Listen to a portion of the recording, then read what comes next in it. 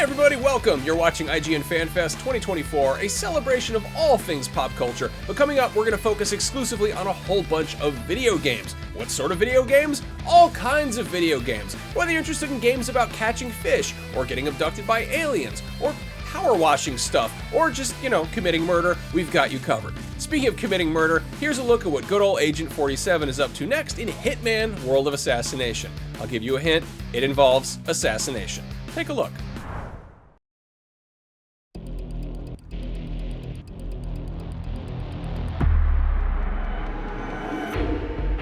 Your target is Mark Faber, also known as the Undying, a disgraced former MI5 operative currently working as a freelance assassin.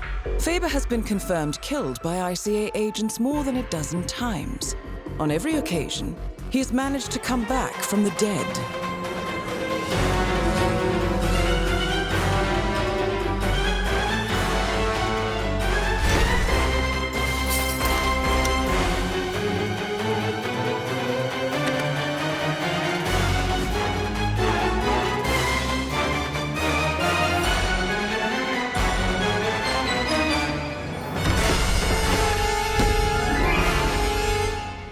To be entirely honest, this one's a bit of an embarrassment.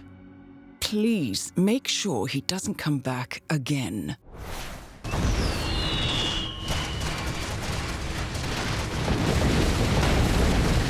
Not only is Akira Toriyama the creator of Dragon Ball, but he is a prolific manga writer, creating over 40 manga series. One such series was Sandland, a manga about a desert world inhabited by survivors looking for water. Think Mad Max by way of Dragon Ball.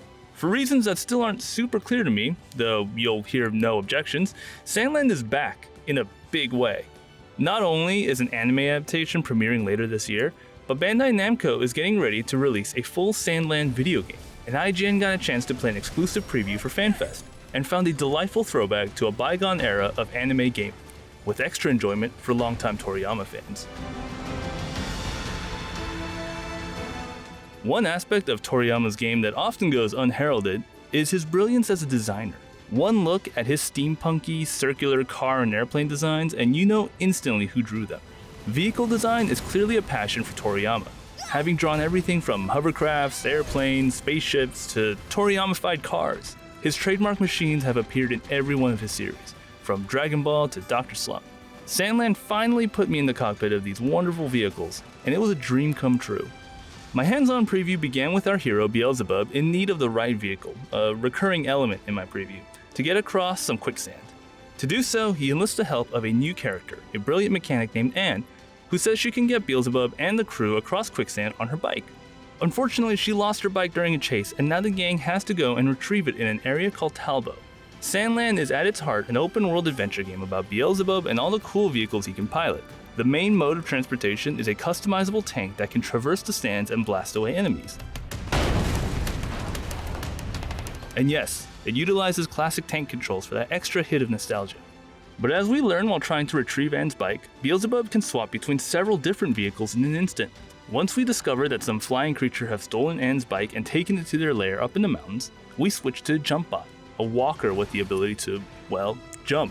Whereas the tank is meant to be a sort of slow but all-purpose vehicle designed for combat, the Jumpbot is specifically designed for the kind of platforming areas I saw in Talbo. The Jumpbot can leap vertically to scale the tall mountain, as well as hop over some tricky ledges. Once we reach the monster's lair, it's back to the tank to blast away at the flying creature. Maneuvering around while firing the tank's cannon takes a bit of a learning curve. Though my preview started partway through the game, you might be spared said learning curve through a tutorial and/or the practice gained in the early part of the game. Nevertheless, the controls are intuitive enough for anyone who grew up playing old PlayStation games, so taking down the flying monster was no problem. The second part of my preview was where the vehicle customization truly shined. As you get further into Sandland, Anne's workshop will open up, allowing you to fully customize not only your tank, but a variety of other vehicles Beelzebub has access to in Sandland. Focusing primarily on my tank, I was able to pick and choose different weapons, sub-weapons, threads, and other kinds of accessories to build my personal Sandland destruction machine. I mostly went with aesthetic this time, but I did opt for a rocket launcher weapon that I got to try out later in my demo to great effect. But customization doesn't stop there, because once you have your loadout picked out, you can go next door to give your ride a custom paint job with a variety of colors and decals to choose from. Like I said, If you're a fan of Toriyama's unique vehicle designs, Sandland will let you fully geek out. The second half of the demo was dedicated to some of the side activities Beelzebub can take on. There are side missions where Beelzebub can accept bounties on some high-profile targets, more on that in a bit, as well as races where you can take your newly customized ride for a true test. With 3 different race difficulties to choose from, each changing the course in some way, you can test your ride against enemy riders and time itself. There are other side activities Beelzebub can take on in Sandland, one of which is accepting bounties for tough enemies roaming the desert. I took my newly customized tank out to try and nab some of these bad guys and found that my new missile launcher equipped tank was more than enough to take on some of these bad guys in the blink of an eye. One final note is that even with my limited hands-on time, Sandland is shaping up to be massive. If it weren't for some of the time constraints, I wouldn't have used the fast travel feature to get from place to place, and instead I would have loved to have taken my sweet time to take in the sights. Alas, that'll have to wait until I get my hands on the full game. Sandland's transmedia returns is a true surprise so far. Honestly, I haven't thought about it since reading it in a copy of Shonen Jump over 20 years ago. And here it is in a brand new game and even a new anime. For fans of classic PS2 era anime games, there's a lot to be excited about in Sandland, even without knowing anything about the series. However, Sandland really feels like a love letter to Akira Toriyama fans. I'm talking about the Dr. Slump and early Dragon Ball fans. There are dozens of amazing Dragon Ball games you can play right now, but if you're a classic manga fan and someone who's loved the Toriyama art style and world building, be sure to check out Sandland when it hits consoles and PC on April 26th. That's been our exclusive preview of Sandland for IGN FanFest. For more from this week's show, check out IGN. That was a look at Sandland right here on IGN FanFest 2024. That game is based on a manga by Dragon Ball creator Akira Toriyama. Sandland manga is great, but it's also really short. The entire series can be collected in one volume. Apparently Toriyama was planning on making a series involving a tank, but then quickly realized how hard it is to draw tanks and just kind of called it quits. Seriously, that's not a joke, you can look it up. Anyway, our next game also has a major emphasis on tanks of a different kind. Here's a look at something very big that's about to make a splash in Dave the Diver.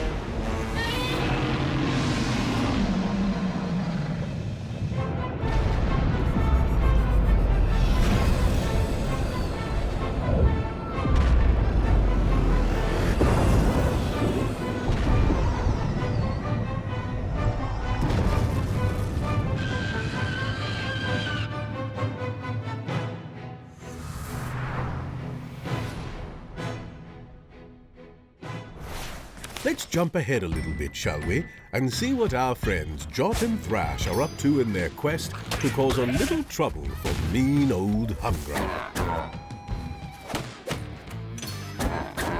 Ah, so our heroes have made it to the mountainside. A bit further than I expected, perhaps. And it seems our bunny friends know where Jot and Thrash can get a pass inside. But it might take a bit of adventuring to find it.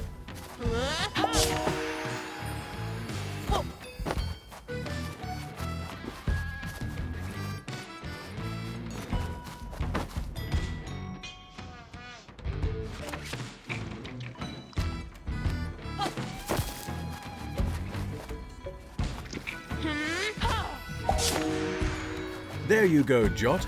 He seems to have found it. And found a bit of trouble as well.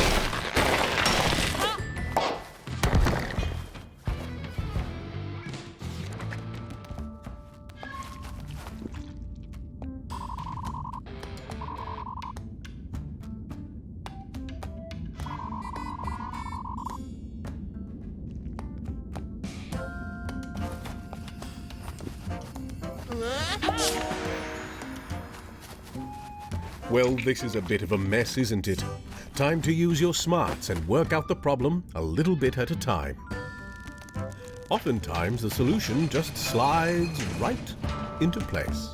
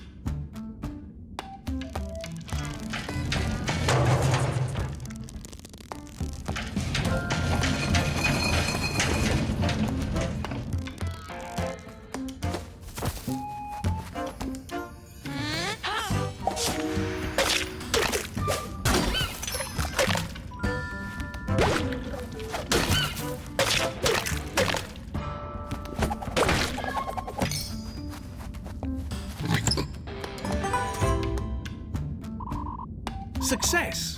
It looks like Jot and Thrash were triumphant once again and continue their quest ahead.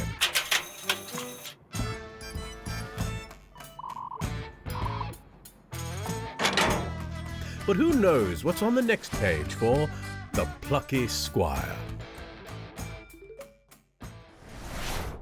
Hello. We made a game together with our friends, and it's called Harold Halibut. Hello. How are you, I'm Harold Halibut, sir. Yes, I'm sure you are. Harold Halibut is a narrative game about life and friendship on a city-sized spaceship that crash-landed on an alien water planet. You help your scientist boss, Jean Marot, to figure out how to find a new, drier home. The game begins with Harold's mundane day-to-day, but mysterious events and a fateful encounter lead down a rabbit hole to a psychedelic new realm. What part does the dubious Allwater Corporation play in all of it? Who are the mysterious Light Keepers? And why the tube fares keep going up. Explore away from the start and get around via waterslide tube system which connects the different districts of the Fedora 1. You are able to openly travel between the various parts of the station. You seem to have waylaid your PDA. Ah, thanks, Professor. You can keep track of the tasks and messages you get from other characters on a wonky handheld computer. It comes bundled with a notebook where Harold recaps the story in the form of crude little drawings. It was important for us to not only focus on the increasingly exciting main storyline, but to create a world full of interesting events and meaningful encounters. Woven into the narrative, you'll find playful interactions like playing music to space bacteria, fixing a broken 3D printer, or having a party! We made everything in the game by hand, sculpted from clay, carved from wood, painted with paint. But then, we 3D scan it all, and in the end, you can walk around as Harold and hang out with the inhabitants of the Fedora 1. It's been more than 10 years since we started this project, and we can't wait to finally release it within the next couple of months. You can already play a demo of the game and wishlist it on Steam. Thank you. That was a look at Harold Halibut, a handcrafted stop-motion game that's been in the works for over a decade. But hey, clay ages well. I mean, the kind that they use for stop-motion does. A lot of clay gets really hard and people use it to make pots and ashtrays and stuff like that. Anyway, speaking of stuff that ages well, here's a look at a couple classics from the 8 and 16-bit era that are getting some re-releases courtesy of Konami. Take a look.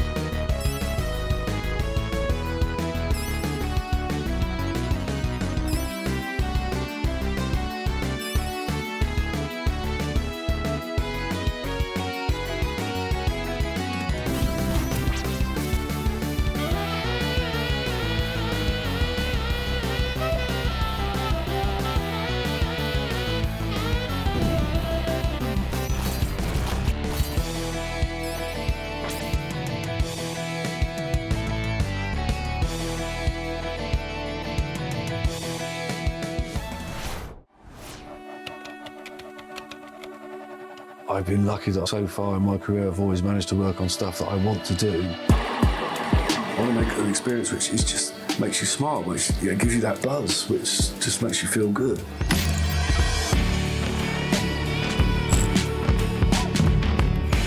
Jeff was one of the true originals in gaming. Like, there's no one else like him. The first time I loaded up Revenge of the Mutant Camels, and I was like, what the hell is this? Am I being chased by an umbrella? Everyone else was just a company or product, and Jeff was Jeff. What he makes is him.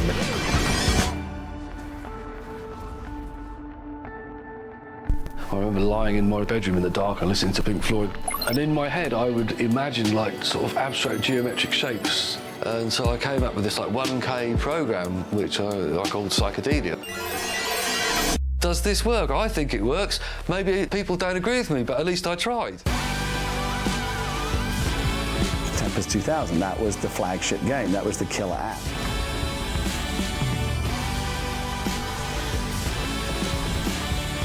He's an artist that just gets more and more powerful. I want to enjoy what I do. I want to feel happy with the things that I've made, and I want to make things that I want to play with.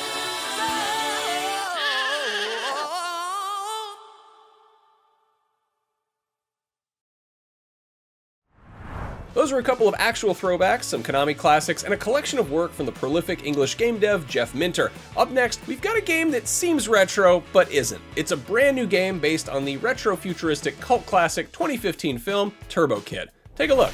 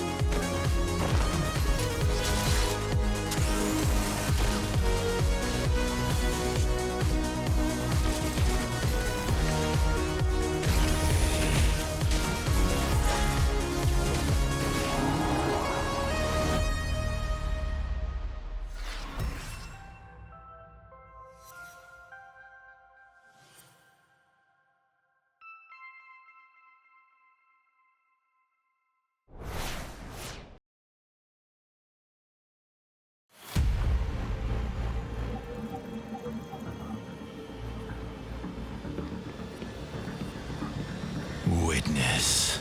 Imperial engines adorned in filth, a testament to their glory. Yet the machine spirits yearn for reawakening, shaped in the likeness of the Omnissiah. Purity. It is an honor to service these triumphant vessels. Our tool, the Mark II Aquasantica Aquabus. Our adversary, dirt. An act performed in dutiful veneration of the Omnissiah carries glory, whether by power armor or power washer. Yes, the canticles of restoration must be performed. Our purpose is true. Purge the unclean. Where is that servitor with my blessed incense? You know, I think we need a Power Wash Simulator prequel where you try every means of cleaning possible before hiring the power washing company. You start out with like a wet paper towel, you work your way up to a Brillo pad, maybe you get like Magic Eraser DLC. Actually, I think at that point you're probably just better off cleaning your house for real. And video games are supposed to be about escapism. Speaking of which, next up we gotta look at an action RPG that lets you escape to a fantastical open world to wage war against an army of the undead. Here is Flintlock, The Siege of Dawn.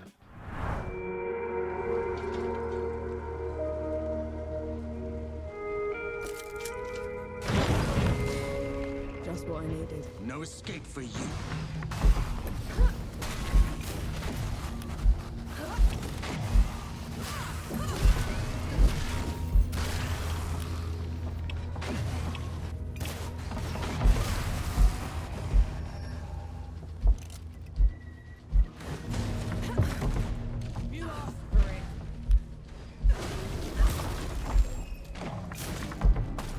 Is it me, or do those statues look like you? They were probably inspired by one of my visits. I traveled to the above when the great below got too much to bear.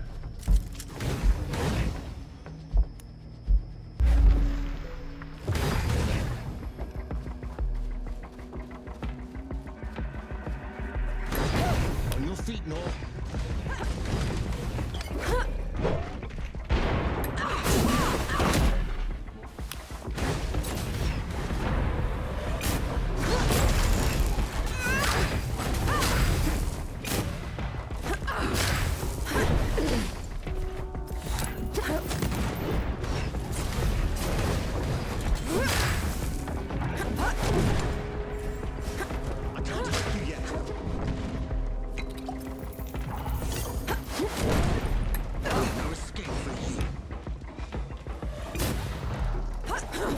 Done and dusted.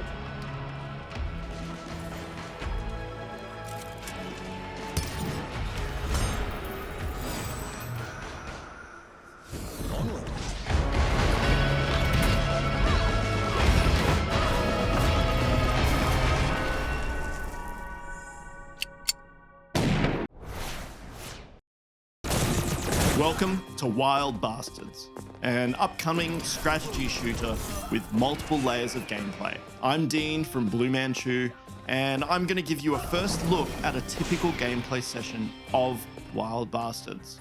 Preach here. So let's go with Preach, Rawhide, and Billy. Locked and loaded. Here we are on the planet, and we can see that Rawhide isn't that far off. But we also need to think about the loot that we can gather while we're down here. The key to combat in Wild Bastards is actually the ability to swap between your outlaws during the showdown. You can see I have started as Billy, but when I need to, I can swap to Preach to utilize their weapon and stunt. Let's take out that barrel. Less cover will make it harder for them to get the drop on me. This game features an array of mods and pickups to help during combat, including this invulnerability pickup I grabbed earlier. Invulnerability is really helping me clear out the stronghold, getting in and flushing them out since they were all hunkered down behind cover when I approached. The planets we visit in Wild Bastards feature day-night cycles, so now I get to make the most of the cover of darkness. This shielded enemy is a yellow belly. Luckily, my other outlaw, Rawhide, has a sonic rifle that can shoot right through. Since it is night, spotting enemies will be harder. Yes, sir. It's Rawhide. Luckily, my helpful coyotes are going to help go after these enemies. That is, if I don't shoot them too.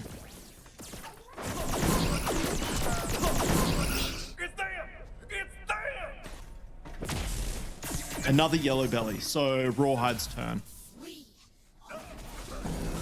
Great, so here's some juice I can use for my outlaw's stunt. This is a unique ability each outlaw has. For Rawhide, I get more coyote allies. Time to go up and hopefully catch them by surprise. Hey, man! Outlawed rounds. So these are a seriously good mod. I like the idea of burst on Preacher's Gatling gun, so let's give her the rounds. No one got injured, but all three of our outlaws are tired. That means I'm going to try and rest them for the next planet. A great haul of loot though. Let's unpack these aces now. So, Billy's leveled up and I can choose between more damage, more ammo, or a cloud of ink. There's a lot more to this game to show, so please follow us on social media or join our Discord to find out more. Thanks so much for watching.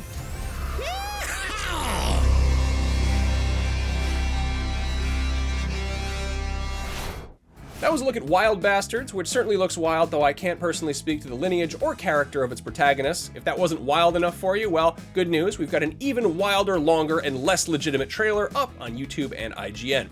Up next, a psychedelic candy-coated indie shooter running on Unreal 5. Have a look. You are no longer an individual of flesh and blood. You are to be the front lines of the revolution.